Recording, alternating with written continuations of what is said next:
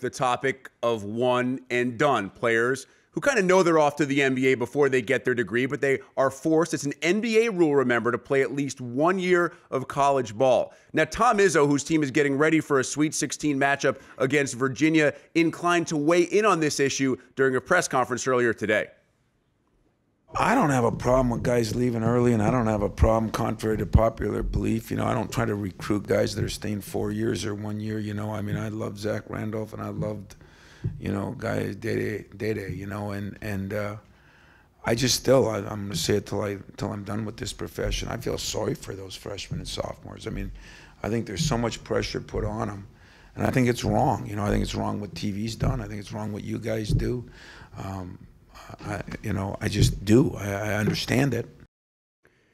Now, Steve, it appears to me that as of late, college coaches have really been pushing against this rule.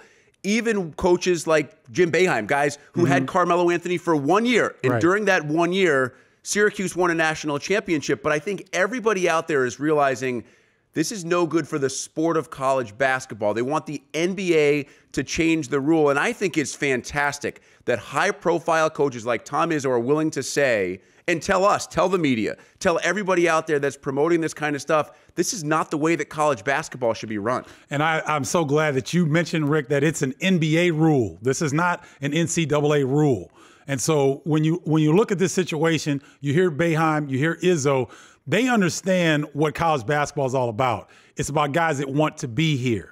And so if you don't want to be in college sports, give them the opportunity to go right to the NBA. If they have the ability to do that, Rick, let them go. But the game of college basketball is not going to suffer with guys that want to be here, because contrary to popular belief, if Noah Vonleh, this is my opinion, I don't know anything else, but Noah Vonleh would have gone to Indiana had he had a chance to go right out of high school, because he understands the stage that is there. He understands the competition level in the Big Ten. And so I think coaches like Izzo and other coaches are sticking up for college athletics because they know that the product is great, regardless of what rule the NBA makes. It will help the NBA more if they keep guys 2 years, but it's not going to really do anything to college basketball. And the other angle, the other perspective here is from the player and the player's family. Because of these rules, in my opinion, you're now putting a blanket and saying every player can afford to give up the potential of millions of dollars because we want to force you to go to college. You don't know a kid's financial situation. You don't know his personal background.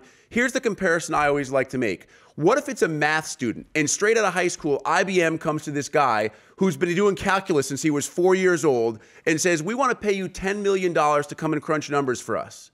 That's going to be fine, and no one is going to bat an eyelash at that. Why is it any different if your specialized skill happens to be basketball? You know, because I think there's a tendency to look at the NCAA model and say athletes are different, particularly college basketball and football.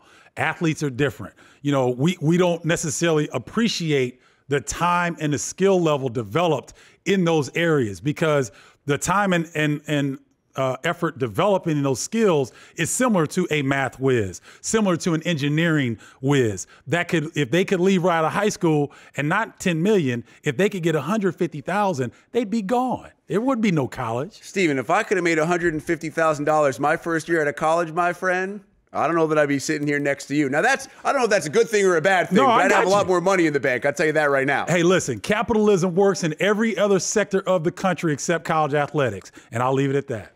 That's pretty funny, because college athletics may be one of the most burgeoning businesses in the entire country. 6 and 6 in this particular instance don't seem to add up to 12. That's right.